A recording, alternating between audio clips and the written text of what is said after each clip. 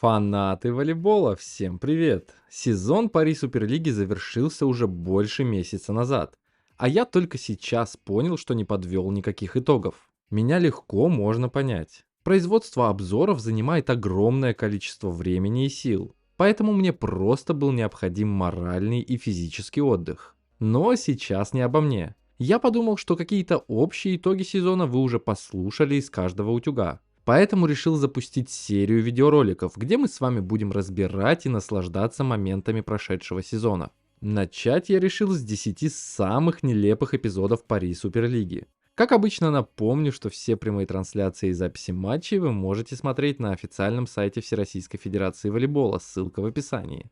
Попрошу подписаться на канал, поставить лайк, в комментариях написать ваши варианты этого топа или эпизоды, которые я не учел. А также в Телеграм перейти, там всегда много развлекательного волейбольного контента.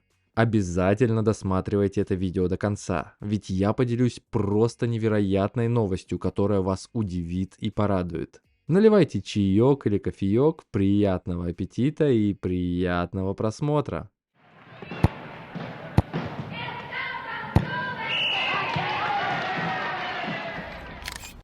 Десятое место.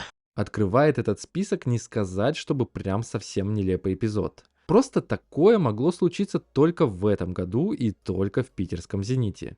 Да, вы, наверное, уже догадались. Зенитовское дерби, а на подаче появляется номинальный либеро, олимпийский чемпион Женя Гребенников. И как вы думаете, чем это заканчивается? Шикарной тактической подачей по линии, прямо в зону ответственности одного из лучших принимающих нашей страны, Ильи Федорова. И протеже Алексея Игоревича Вербова не справляется с ней. Эйс игрока питерского «Зенита» заслуженно занимает 10-е место нашего топа. Смотрим еще один повтор и двигаемся дальше. Девятое место.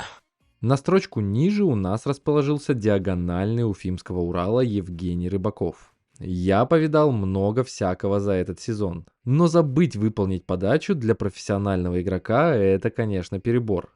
Зато посмотрите, как настраивался, готовился. Видимо, Евгений задумался о количестве игровой практики, которой ему явно не хватало в этом сезоне. Или решил, что подачу выполнит кто-то другой, ведь он уже привык хлопать в ладоши в квадрате запасных. В общем, правило 8 секунд никто не отменял. Очко досталось сопернику, а Рыбакову негодование Воронкова и 9-е место в нашем топе. Восьмое место. На 8-й строчке расположился центральный блокирующий Белогорье Георгий Заболотников и его невероятное исполнение переходящего мяча. Передача получилась что надо. Давайте попробуем угадать, что было в голове у центрального Львов. Свои варианты пишите в комментариях. Я думаю, что Жора просто решил сжалиться над питерской командой. Ведь Белогорье буквально пару сезонов назад было в шкуре команды с берегов Невы, ковыряясь в середине турнирной таблицы. Ну, либо ставочку зарядил на 12 очков в 4-й партии, зная, что его коллега Роман Порошин навряд ли усложнит прием сопернику. Питер за такую небрежную ошибку соперника наказал, а Заболотников увереннейшим образом запрыгивает на 8-е место нашего рейтинга. Седьмое место. 7-я строчка и вновь подача. На этот раз героем эпизода стал центральный блокирующий «Динамо» из Ленинградской области и будущий игрок московского «Динамо» Фанур Каюмов. Такой подброс на силовую заслуживает особого внимания. Видимо, Фанур вспомнил про свои кубинские корни и был уверен, что допрыгнет до этого мяча. Константин Брянский славится тем, что заставляет подавать центральных силовую подачу. Думаю, Каюмов станет исключением, и тренер москвичей будет настаивать на планере. Но это будет уже в следующем сезоне. А пока Фанур Каюмов и его подброс на подачу занимают 7-е место в топе самых нелепых моментов. Кстати, друзья, вы можете забрать подарок от нашего партнера по ссылке в описании. Наслаждайся игрой, остальное за Винлайн.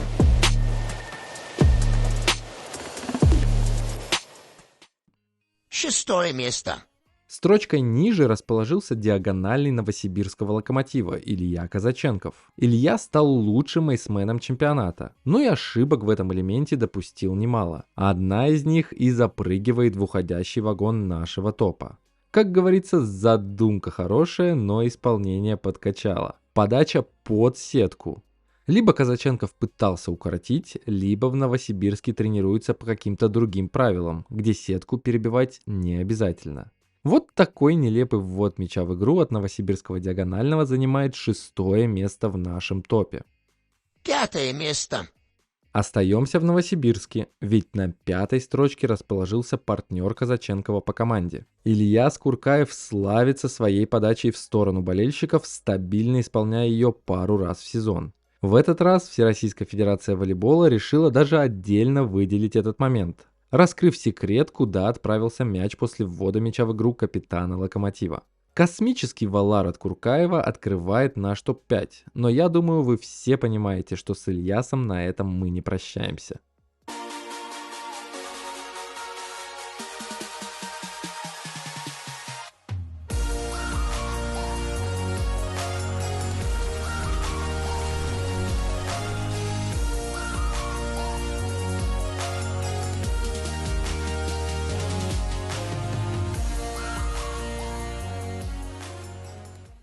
Четвертое место.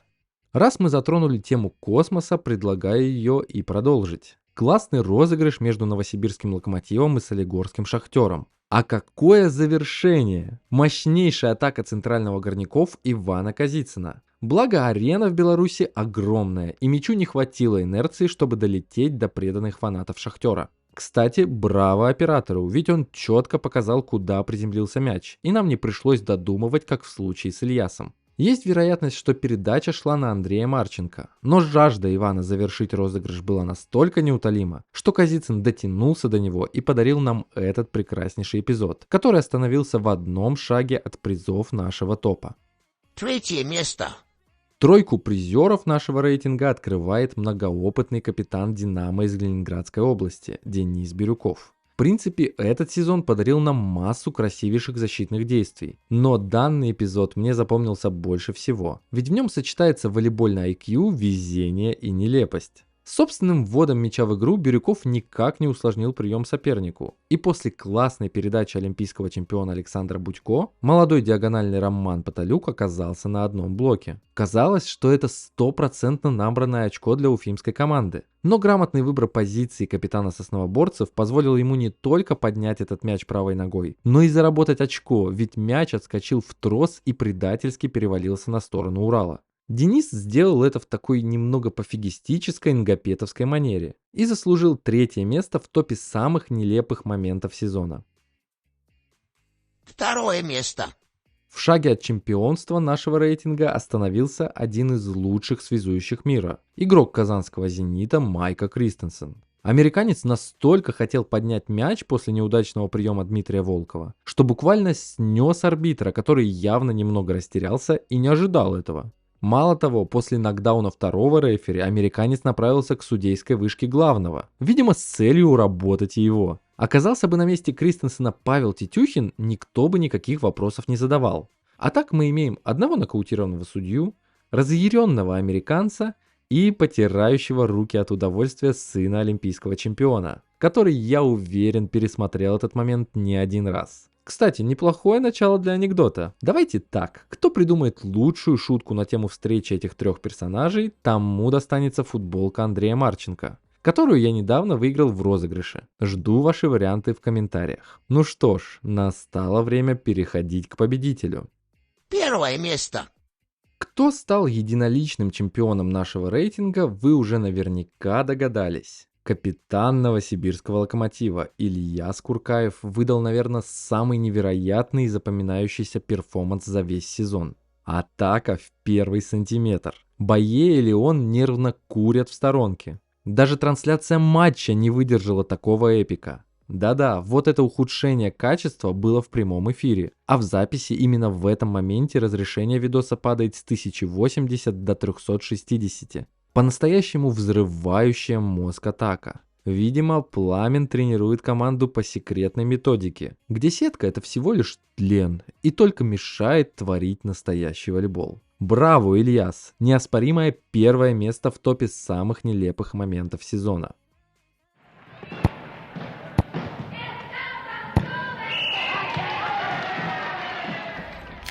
Вот такой экспериментальный формат получился. Как вам? Нужна обратная связь в комментариях, если вы действительно хотите увидеть серию таких видеороликов. Обязательно пишите в комментариях ваши варианты эпизодов, которые не попали в мой топ.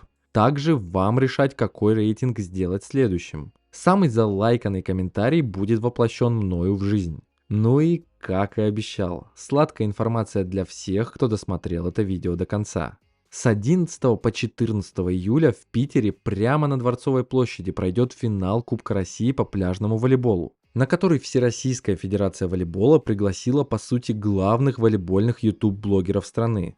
Впервые в одном месте соберутся Егор Пупынин, Александр Пятов, Николай Иванов, Максим Фролов и ваш покорный слуга Григорий Никифоров. Все еще кажется, что мне это снится. Не, ну правда, это точно со мной происходит. Буду рад увидеться и пообщаться с каждым из вас, ведь только благодаря вам этот канал существует. Не смейте пропускать это событие, я уверен, что будет действительно классно. Ссылку на покупку билетов я оставлю в описании. Вам огромное спасибо за просмотр. Подпишитесь на канал, лайк поставьте и в Телеграм загляните. Там масса всего интересного. Ну а с вами был Григорий Никифоров, такой же как и вы, фанат волейбола. До скорой встречи!